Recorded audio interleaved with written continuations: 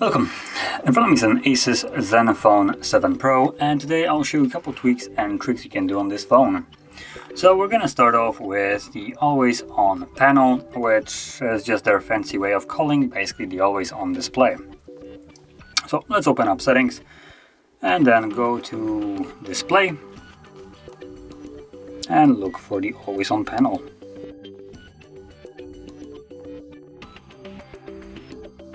There we go. So I already missed it. Okay, so once you find it, you can simply enable it by checking it on like so. Now, you also have clock styles, and here you have, well, not very many of them, but you do have 3 different ones, so you can choose whichever one you like the most. So apply it, and from there, once you lock the device, once I actually find the locking button, there we go. Give it a second, and there we go. So this will be basically always on visible when the screen is off. I will also mention that having this on will consume more battery, so if you want to preserve as much of it as you can, this probably won't be for you. But if you want to have for instance, a quick glance whenever I don't know, you're working or for instance laying in bed, then this is a fairly decent option, honestly. Now moving on to the next one, it's going to be a simple refresh rate. By default it's set to automatic, but we can change it to be basically static, always on at a specific refresh rate. And again, it's under display right under here, refresh rate. So you can tap on it. And from here, you can either go for 90, which will look better, or you can go for 60, which will consume less battery. So again, there's a trade-off for it. You can have it look nice or have longer battery life.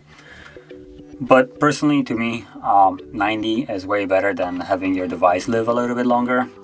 That's just my personal opinion. So if you're overall not sure what this does, let me just explain it in the way that I feel like I can. So the higher refresh rate you have, the smoother things look.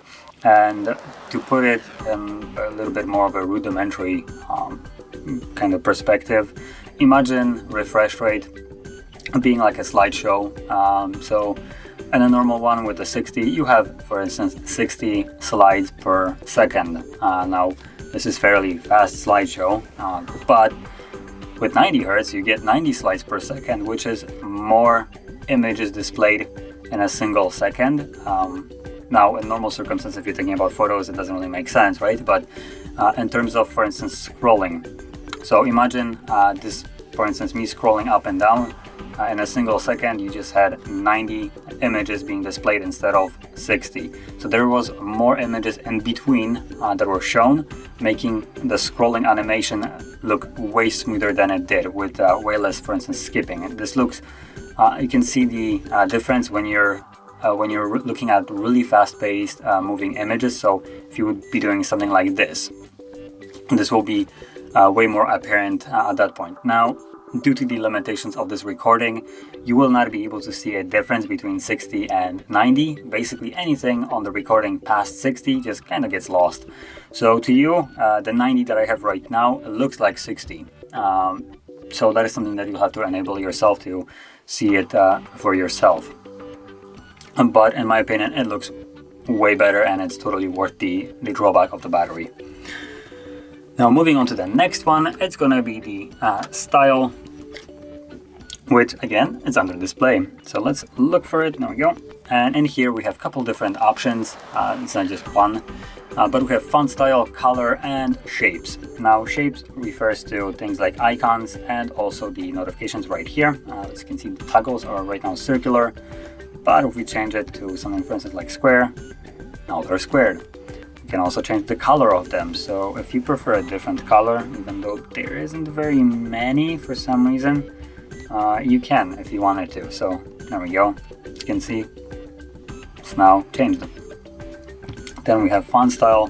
So you can pick whichever font you like. If you find one that you find appeasing or appealing, then simply check it and apply it. So this is kind of like a customization place. And talking about customization, we can also go into the status bar icons, which again are under display right over here. And in here, as you can see, there's, well, way too many toggles. And if you look at the status bar, we have a couple of them. I'm not sure what the first one is, honestly, but then we have Bluetooth, do not disturb mode, airplane mode.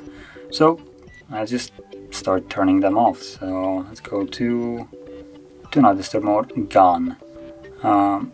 Bluetooth, gone. Airplane mode, gone. So as you can see, you can basically turn off everything that you want from your status bar and make it super clean. It might not be the best idea to turn off literally everything, but it is possible if you wanted to. So if I toggle basically everything off, let's see. There we go. So as you can see, the status bar is now completely clean. And if I leave, there is literally nothing in it. Now, if you pull it down, you will still see that all the toggles are turned on. Airplane mode is on, Bluetooth is on. All that stuff is still turned on.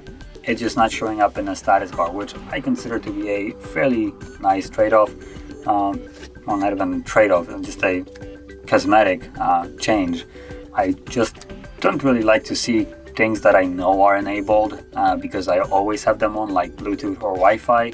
It literally just clutters my status bar for no reason, and this will allow you to just kind of get rid of it, which is super nice. Now moving on to something that isn't in the display section, it's going to be the split screen. So this is for the people that like to multitask, and to launch it you have actually two different ways. But basically you start off by opening an app that you want to split screen with. So I'm going to start with YouTube. It's one of the better options, even though I don't think I'm connected to Wi-Fi. So the way it works is once you have it open, you can tap on recent and then hold the application icon at the top, and as you can see, it will show up this menu, and from here you have the split screen button. This will then kind of minimize it for now, the application that you're trying to split screen with. But what you can do now is just tap on home and find an app that you want to split screen with. So let's open up Chrome as an example, and there we go. Now we can split screen with two different apps. You can also resize it to basically play video in the entire screen right here, and then do additional whatever you want here. And playing with Chrome will not pause videos. Even if you go home and you have YouTube on tap, it will not pause the videos. The only time it will pause it is if you swipe it away completely or if you lock the device, as well, per usual. And like I said, this is one way of enabling. The other way is, right now it's full screen again, and the other way is by simply going through here. As you can see, you have multi-window, you tap on it, and it will do basically the same thing as we did through recent. And again, you can tap on home and find your application if it's not in recent. So moving on to the next one, it's gonna be the system navigation, and you wanna guess where it is? That's right, it's under display. So now let's open up display again and go to system navigation, which, there we go, system navigation. And what this will bring up is, well, gesture navigation basically. So let's check it on, and you can see that there's this tiny little bar at the bottom. And the way this works is you swipe on it to go home, and well, once you're home it just disappears because there is no further home, you're already on it. So that is one gesture. If you swipe up and hold, this will bring up recent, as you can see. And if you swipe from any side of the display, like there is a glass which prevents me from actually doing this correctly, there we go. So as you can see, once you swipe from the side, it will bring up this arrow, and this is basically the back gesture. So it works basically from every application. Now, a little tip that I can give you if you have never used gesture navigation is when you're trying to go home specifically, and you have this little bar, a lot of people try to swipe it from the screen or trying to grab the bar and swipe up on it, which I wouldn't say it's the best way of doing it. Sometimes it will think that you're trying just to swipe up, just as you would normally just navigate through the display. So if you're trying to get the home gesture always correctly or recent, I advise you to try to start off of the display. As you can see, basically from here, for instance, swipe up, and you're then guaranteed to basically get the gesture navigation correctly.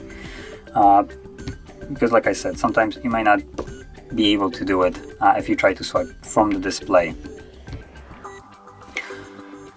And moving on to the next one, it's gonna be the dark mode, which again can be accessed in the display section. So if we go in here, it's called something, I believe, else, not dark mode. I'll quickly find it. So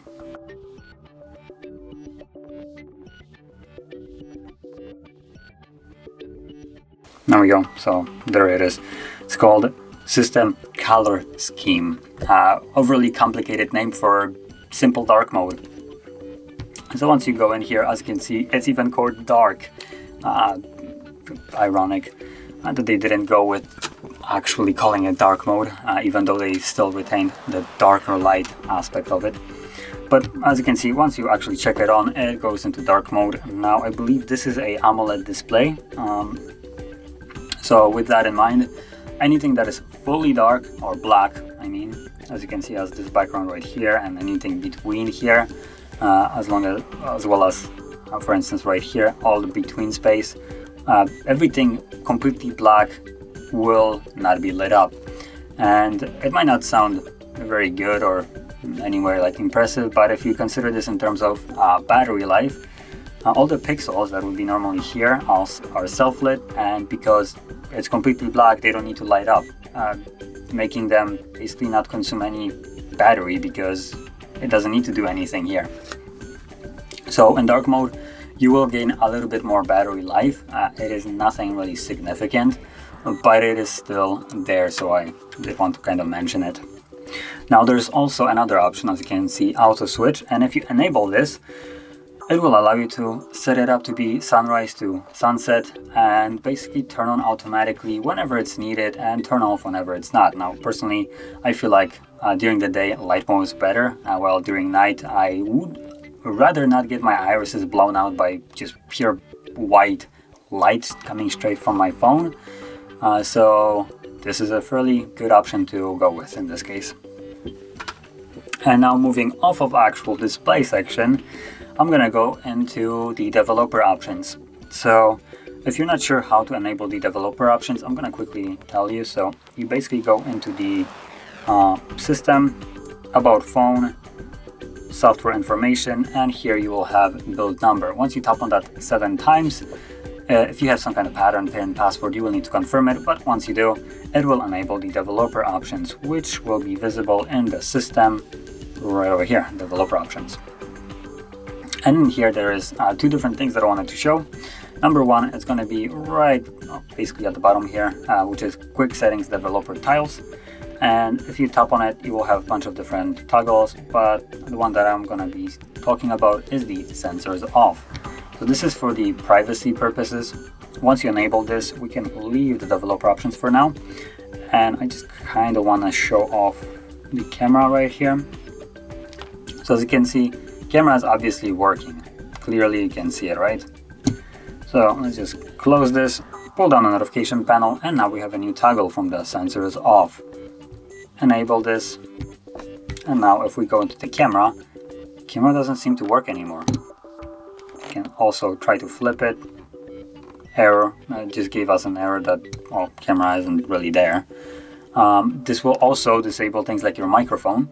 So it has a positive and negative downside to it. A positive is you can have total privacy. Negative is if someone calls you during that total privacy and you pick it up, they won't be able to hear you till you pull down the notification and toggle it off, at which point you can then go back to your camera or whatever sensor was off, and it will start working as it normally should. So like I said, this is for privacy purposes. And now going back to the developer options right in here, and go back, there we go, and scroll basically down. I went all the way, so let's go back up as long as I can find what I'm looking for. So it actually looks like I cannot show the last option because it looks like it's not in here. Now I did see, basically what I wanted to show is animation speeds.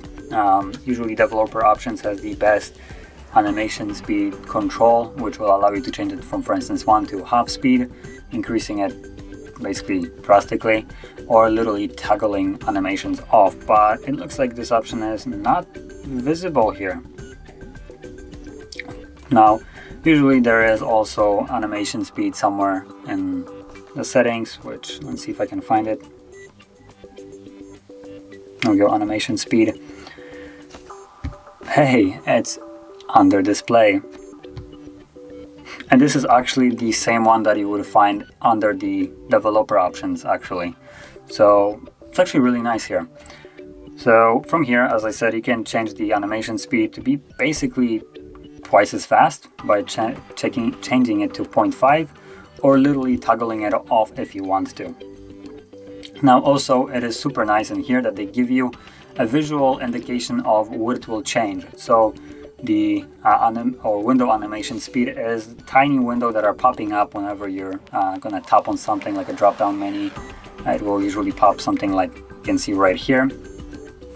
But then you also have things like right here, transition animation speed. So anything that is transitioning like right here, or for instance, if you go home, and this is also a transition, I believe. And then we have animation duration scale, another animation here. So you could change all of them to be, for instance, off, which that's what I'm gonna do, just to show a drastic difference.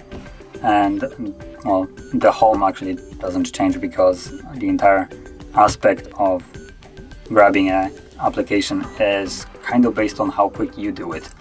But if you drop it, as you can see, and tap on it, it goes instantly, and whenever you let go, it kind of disappears. If you go into recent, it is also just without any kind of animations.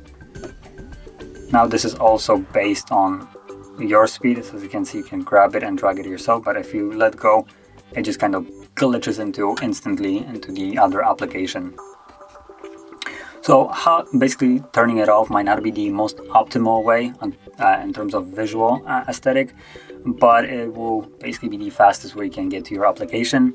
I would recommend going for the 0.5 speed, which will be basically best of both worlds, that is basically what I use myself. But that being said, this will conclude the tweaks and tricks that I want to share. And if you found this video helpful, don't forget to hit like, subscribe, and thanks for watching.